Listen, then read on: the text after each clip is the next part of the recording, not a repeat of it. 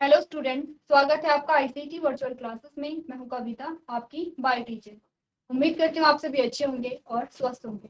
तो क्लास हम यहाँ पर प्रैक्टिकल परफॉर्म करेंगे और आज हम नया प्रैक्टिकल स्टार्ट यहाँ पर करेंगे। काफी सारे प्रैक्टिकल्स को आप यहाँ पर परफॉर्म कर चुके हैं, आपने अच्छे से स्टडी किया और देखा किस प्रकार से आप परफॉर्म करेंगे। आज हम बात करेंगे study of external features of animals. देखेंगे जो एनिमल्स होते हैं उनके एक्सटर्नल फीचर्स क्या क्या होते हैं। तो आपने एक चैप्टर पढ़ा था जब आपने किंगडम एनिमेलिया के बारे में बात की थी और आपने वहां पर एनिमल्स के बारे में बात की थी। वहां पर आपने अलग अलग फाइलम्स को देखा और उनके एक्सटर्नल और इंटरनल दोनों ही फीचर्स की हमने वहां पर बात की थी कि एक्सटर्नली कैसे दिखते हैं, इंटरनली क्या क्या फीचर्स वहां पर होते हैं। यहाँ पर बात करेंगे एक्सटर्नल फीचर्स की, ठीक है, जिसमें सबसे पहले आप देखेंगे आपके पास कौन कौन से फाइलम आए हैं और उन फाइलम के क्या क्या एक्सटर्नल फीचर्स हैं। सबसे पहले जैसे फाइलम प्रोटोजोआ के बारे में बात की गई है, ठीक है। नेक्स्ट आपने यहाँ पर बात की है कि कैसे उनका क्या है, नेचर ऑफ ऑर्गेनिज्म कैसा है, हैबिटेट कैसा है, यानी किस प्रकार के आवास में वो रहते हैं, सेलुलर स्ट्रक्चर कैसा है, बॉडी कवरिंग कैसी है, लोकोमोशन यानी कि किस प्रकार से क्या करते हैं, गति करते हैं। इसी प्रकार से ये तो आपने बात की किसकी, पहला जो आप एग्जाम्पल देख रहे हैं वो है यहाँ पर किसकी बात आप करेंगे, किंगडम प्रोटिस्टा की आप बात कर रहे हैं। इसके बाद आपने एग्जाम्पल में लिया किंगडम एनिमेलिया को, जिसमें सबसे पहला आपके पास आया है यहाँ पर फाइलम पॉलीफेरा। फाइलम पॉलीफेरा के एग्जाम्पल इस प्रकार से आए हैं। कुछ फीचर्स देखेंगे कि किस प्रकार से ये क्या होते हैं, इनका हैबिटेट कैसा है, कैसे ये वाटर पे डिपेंड रहते हैं, बॉडी का स्ट्रक्चर कैसा है। आप बात करेंगे फाइलम निडेरिया की, फाइलम निडेरिया के क्या क्या कैरेक्टर यहाँ पर आते हैं, कौन कौन से गुण हैं, ठीक है। नेक्स्ट आप बात करेंगे फाइलम प्लेटीहेल्मिन्थीस की। आप साथ साथ में देखिए, आपको एग्जाम्पल भी दिखाई जा रहे हैं, ये इमेजेस के द्वारा आपको एग्जाम्पल दिखाई दे रहे हैं।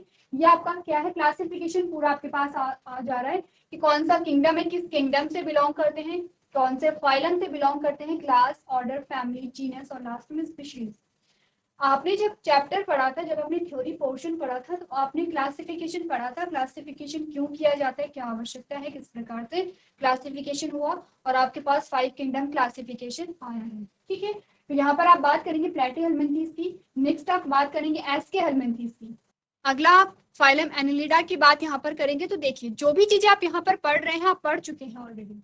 आपने चैप्टर में इन सारी चीजों के बारे में पढ़ा है, कुछ नया यहाँ पर नहीं है। एक एक करके जानेंगे इन फाइलम्स के बारे में। पहले थ्योरी पोर्शन को यहाँ पर देखते हैं, उसके बाद आपके पास एनिमेशन आता है, सिमुलेटर आता है और इसके माध्यम से आप जानेंगे कि कैसे आप क्या करेंगे, अलग अलग जो जीव हैं, अलग अलग जो एनिमल्स हैं उसे आप ऑब्जर्व करेंगे, ठीक है। तो स्टार्ट करते हैं सबसे पहले थ्योरी से, तो देखते हैं। चलिए सबसे पहले बात कर लेते हैं ऑब्जेक्टिव की। आपका ऑब्जेक्टिव क्या है, आपने कहा to study some selected animals based on their external features. आपको कुछ एनिमल्स को यहाँ पर स्टडी करना है उनके एक्सटर्नल फीचर्स के अकॉर्डिंग, जिसमें सबसे पहले आप क्लासिफिकेशन देखेंगे एनिमल्स का। अगर आप बात कर रहे हैं एनिमल्स की, तो आप एनिमल्स का सबसे पहले क्लासिफिकेशन देखेंगे। सबसे पहले देखेंगे जो किंगडम एनिमेलिया में जितने भी एनिमल्स आपके आते हैं वो आते हैं किंगडम एनिमेलिया में। नाम ही हमें बता रहा है कि किंगडम एनिमेलिया है। अब किंगडम एनिमेलिया को अलग अलग फाइलम में आपने यहाँ पर क्या किया है, डिवाइड किया है। आप देख रहे हैं कि आपके पास अलग अलग फाइलम्स यहाँ पर आ रखे हैं। तो यहाँ पर अलग अलग फाइलम में आपने किस आधार पर इन्हें वर्गीकृत किया, बीच में आपको इसकी डिटेल दी गई है। जैसे कि आपको सेल के बेसिस पे बताया गया है कि सेलुलर लेवल है, यहाँ पर टिश्यू, ऑर्गन और ऑर्गन सिस्टम लेवल है। यानी कि आपको बताया क्या गया है, आपने कहा कि आपको एनिमल्स के बारे में स्टडी करना है, ठीक है। कुछ एनिमल्स के आपको एक्सटर्नल फीचर्स देखने हैं। उसके लिए आपको ये देखना पड़ेगा कि आपको कौन से किंगडम को स्टडी करना है। जब क्लासिफिकेशन की बात हुई थी तो मेजर आपके पास 5 किंगडम आए थे। कौन कौन से थे, kingdom Monera, protista, fungi, Plantae और एनिमेलिया। तो आपने कहा कि किंगडम प्लांटी में जितने भी प्लांट्स है वो इंक्लूड हो गए हैं, ठीक है। किंगडम मोनेरा में जितने भी वहां पर बैक्टीरिया थे वो इंक्लूड हो गए हैं। किंगडम प्रोटिस्टा में जितने भी प्रोटिस्ट थे वो वहां पर इंक्लूड हो गए हैं। किंगडम एनिमेलिया में जितने भी एनिमल थे वो इंक्लूड हो गए हैं।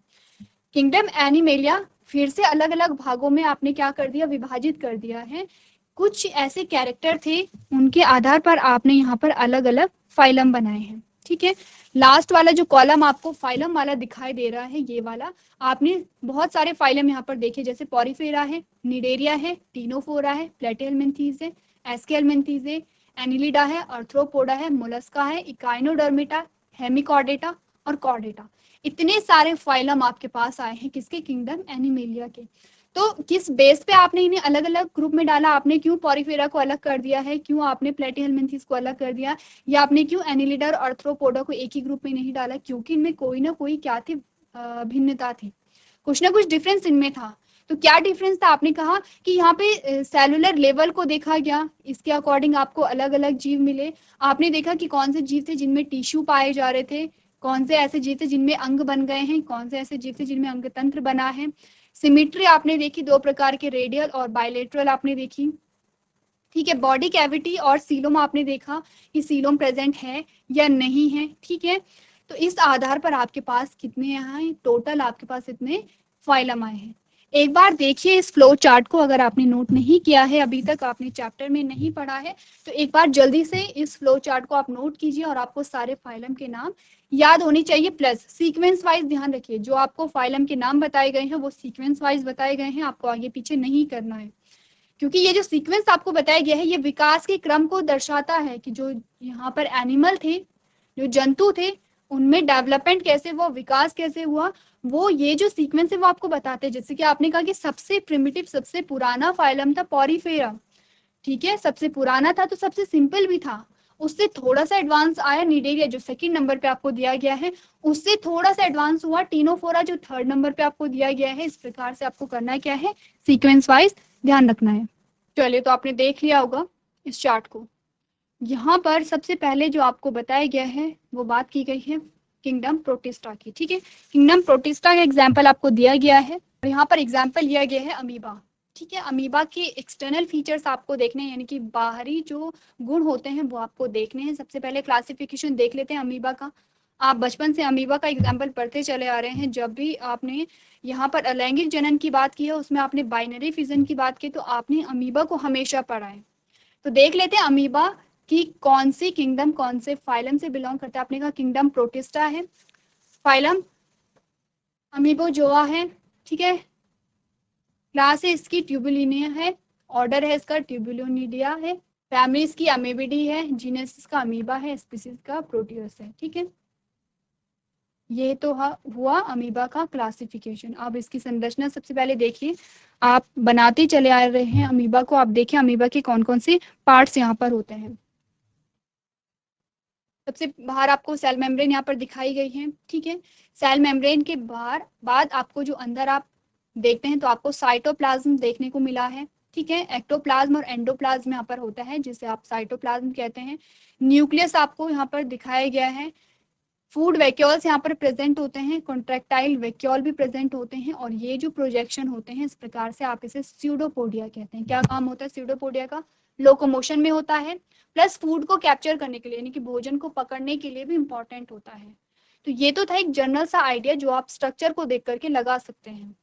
अब देखते हैं इनका नेचर ऑफ ऑर्गेनिज्म। इस ऑर्गेनिज्म का नेचर क्या है, आपने कहा they are known as a cellular और नॉन सेलुलर ऑर्गेनिज्म। ठीक है, इन्हें आप यूनिसेलुलर भी कहते हैं, क्योंकि एक ही कोशिका आपको दिखाई दे रही है। आप देख रहे हैं कि सिर्फ एक ही कोशिका है, ठीक है, कोई दूसरी कोशिका नहीं है। तो कैसे होते हैं, एक कोशिकीय होते हैं। आप इन्हें अपनी आंखों से नहीं देख सकते हैं, आपको माइक्रोस्कोप का यूज करना पड़ेगा इन्हें देखने के लिए। कहाँ पाए जाते हैं, जलीय होते हैं, ठीक है, एक्वेटिक होते हैं, जल में पाए जाते हैं। नेक्स्ट आपने कहा a protozoans body consist of only a protoplasm mass called A cellular और नॉन सेलुलर एनिमल्स। ठीक है, हैबिटेट कहाँ होता है इनका, आपने कहा they are primarily aquatic, either free living, parasitic और कॉमेंसल। ठीक है, कहाँ होते हैं, एक्वेटिक होते हैं, या तो ये क्या होंगे, परजीवी होंगे, या तो ये फ्री लिविंग होंगे। सेलुलर स्ट्रक्चर क्या होता है, आपने कहा single cell perform all vital activities, the single cell act like a whole body. क्योंकि एक ही कोशिकीय है, एक कोशिकीय क्यों कहा गया है, क्योंकि एक ही कोशिका सारे कार्य कर रही है। ठीक है, डाइजेशन का भी हो रहा है वहां पर, एक्सक्रीशन भी हो रहा है वहां पर, सारे जितनी भी नेसेसरी जो एक्टिविटी है जो कि जीवन के लिए, अमीबा के जीवन के लिए जो अनिवार्य है, वो सारी जो प्रोसेस है वो कहाँ हो रही है, एक ही सेल में हो रही है। आप देखेंगे यहाँ पे पाचन भी है, यहाँ पे उत्सर्जन भी है, यहाँ पर रिप्रोडक्शन भी पाया जा रहा है। बॉडी कवरिंग को की अगर बात की जाए तो आपने कहा a body of protozoa is either naked और कवर्ड बाय अ पेलिसेस। ठीक है, लोकोमोशन कैसे होता है, the locomotory organs are pseudopodia, false, foot और सीलिया और एब्सेंटिया। तो क्या होगा, सीडोपोडिया प्रेजेंट होते हैं या सीलिया प्रेजेंट होते हैं और एब्सेंट भी हो सकते हैं। डाइजेशन कैसे होता है, आपने कहा the digestion is intracellular and occurs in food vacuoles. अब आपने रिसेंटली किंगडम एनिमेलिया पढ़ा है, आप जानते हैं इंट्रासेलुलर का मतलब क्या होता है। जो डाइजेशन है वो इंट्रासेलुलर है, इसका मतलब क्या होगा कि जो डाइजेशन है वो सेल में हो रहा है।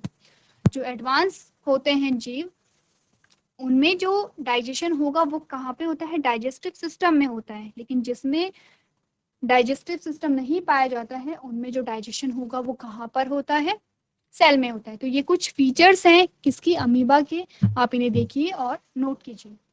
चलिए अब बात कर लेते हैं यहाँ पर किंगडम एनिमेलिया की। यहाँ पर इसके बाद जो भी आपको एग्जाम्पल देखने को मिलेंगे वो है किंगडम एनिमेलिया के एग्जाम्पल। सबसे पहले बात करेंगे किंगडम एनिमेलिया के सबसे पहले फाइलम की, वो है फाइलम पॉरीफेरा।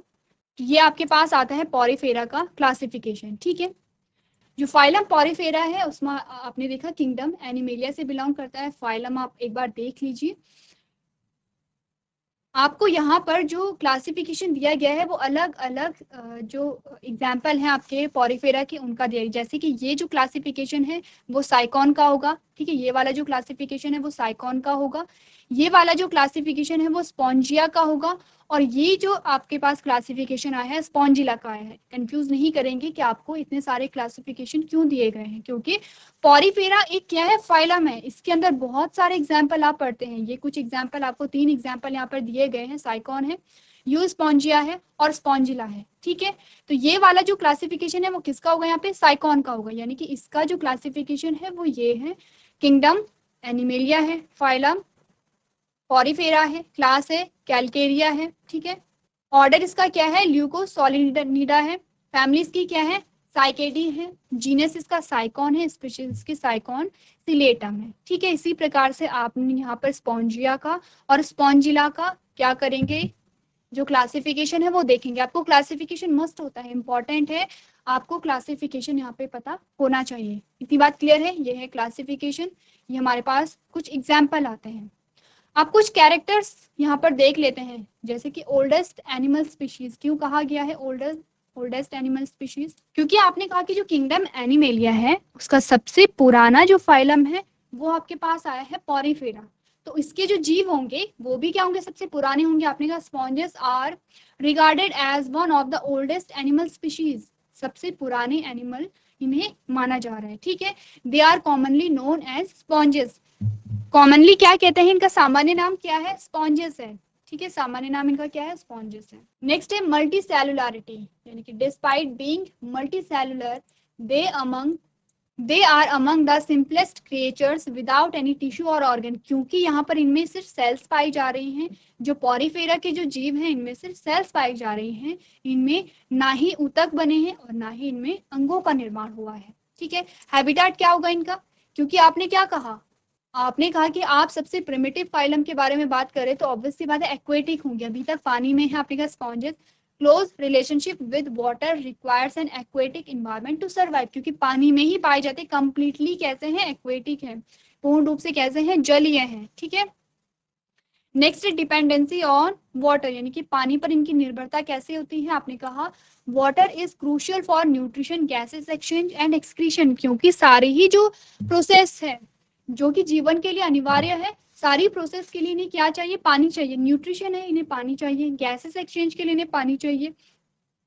एक्सक्रीशन के लिए इन्हें क्या चाहिए, पानी चाहिए।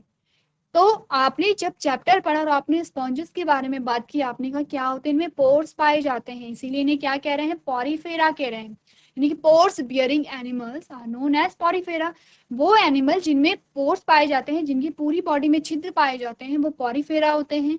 क्योंकि ये कैसे होते हैं, आपने कहा कि ये जो बॉटम है बॉटम से अटैच्ड होते हैं, फ्री नहीं होंगे, ये बॉटम से अटैच्ड होते हैं। इनकी पूरी बॉडी में क्या पाए जाते हैं, छिद्र पाए जा रहे हैं। ये जो आपको डॉट दिखाई दे रहे हैं, यहाँ पर जो व्हाइट डॉट आपको दिखाई दे रहे हैं, यहाँ पर भी कुछ डॉट है और यहाँ पर भी आपको, तीनों में आपको डॉट जो दिखाई दे रहे हैं वो है पोर्स। अब होता क्या है कि कहाँ है, ये पानी में है, ठीक है।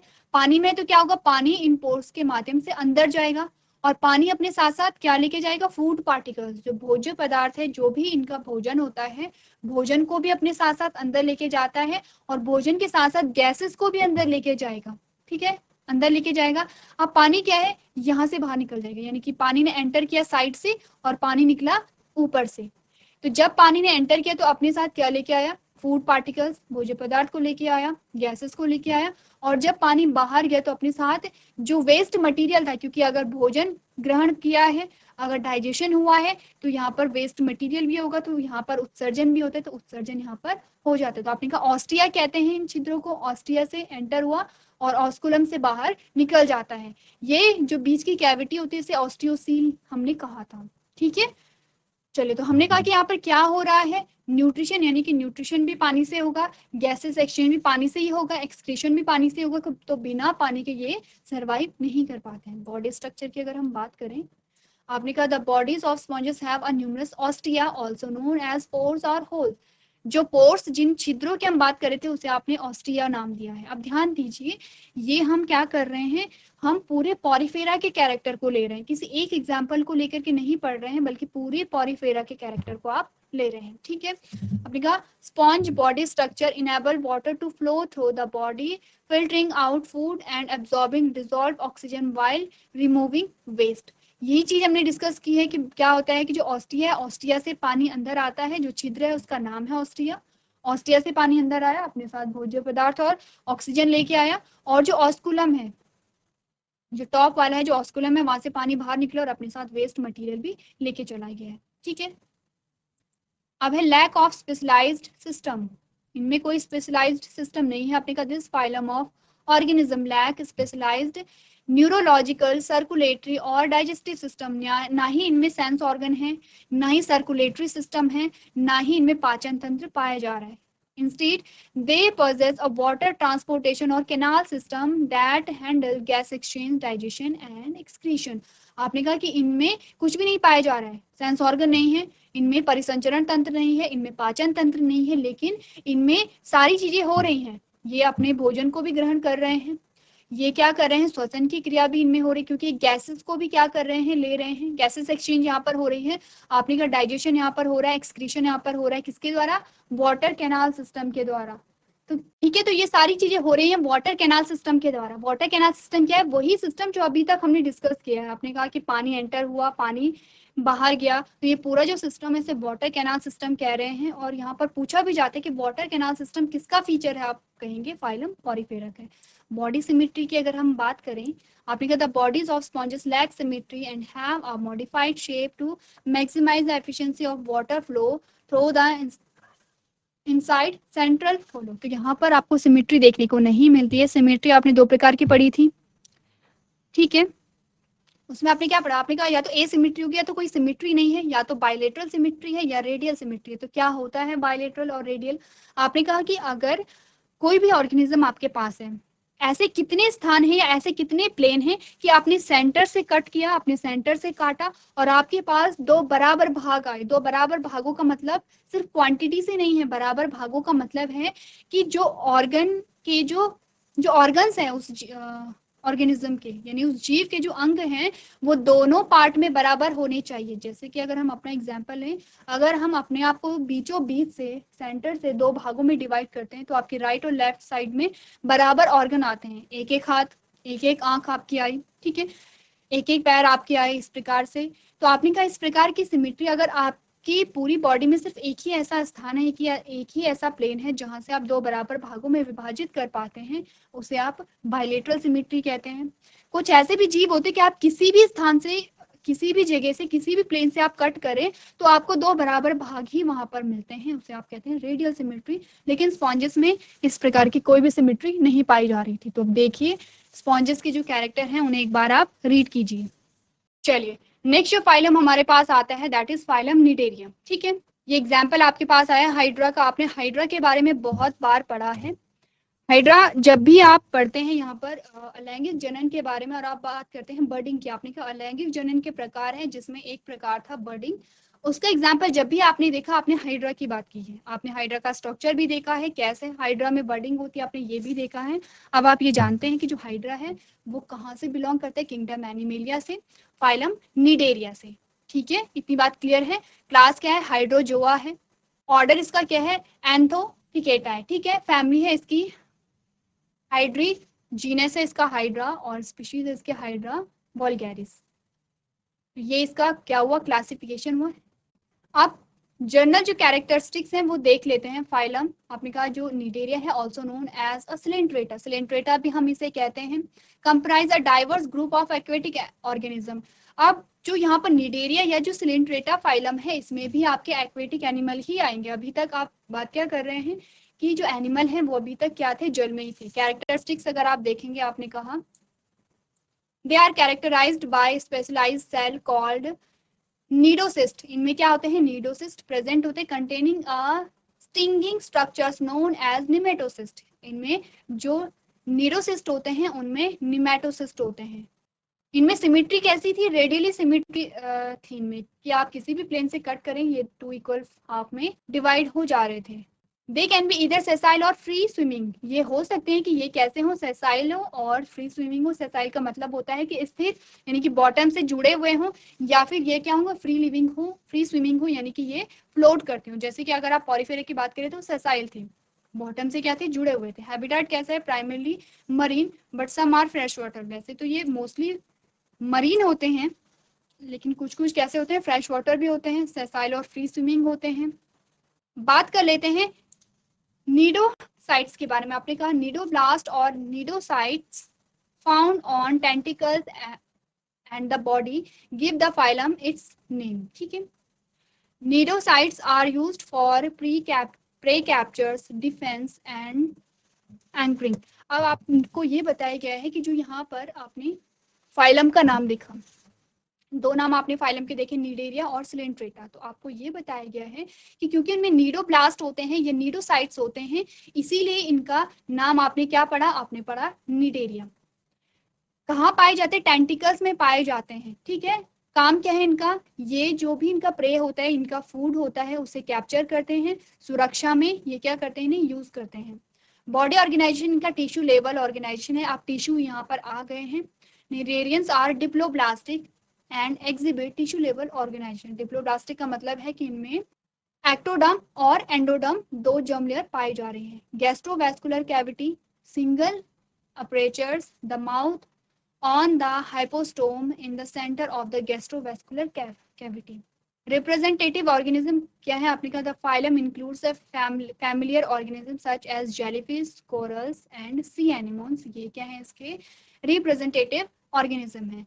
लाइफ साइकिल के बारे में इसकी आपको बताया गया है कि जो कि आप क्या करेंगे, एक बार घर से पढ़ के आएंगे, क्योंकि चैप्टर में आपने अच्छे से पढ़ा है जी, जो भी हम कैरेक्टर पढ़ रहे हैं आपने अच्छे से समझा है क्या लाइफ साइकिल होती है, डाइजेशन कैसे होता है, एग्जाम्पल आप ऑलरेडी यहाँ पर पढ़ चुके हैं। तो एक बार देखिए हाइड्रा को, क्लासिफिकेशन को, और आपको घर से पढ़ के आना है लाइफ साइकिल किस प्रकार की इनकी है।